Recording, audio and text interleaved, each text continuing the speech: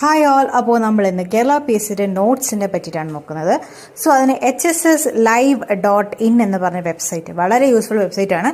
HSSLive.in എന്ന് പറഞ്ഞ വെബ്സൈറ്റാണ്. ഇതിൽ പോവുക, വെബ്സൈറ്റ് ക്ലിക്ക് ചെയ്യുക, ഇഷ്ടം പോലെ notes, class 11 study materials, class 12 study materials, class 10 study materials.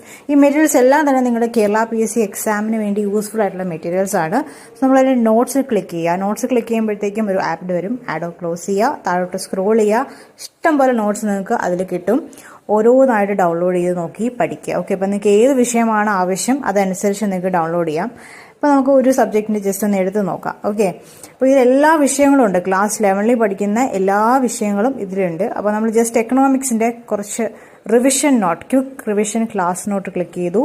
അതിൽ നമ്മൾ വീണ്ടും വേറൊരു ഇതിൽ പോയി അവിടെ താഴെ സ്ക്രോൾ ചെയ്യുന്നു. സ്ക്രോൾ ചെയ്തിട്ട് ഇഷ്ടമുള്ളൊരു ടോപ്പിക്ക് ക്ലിക്ക് ചെയ്യുന്നു. നമ്മളിപ്പോൾ അതിൽ ഇന്ത്യൻ എക്കണോമി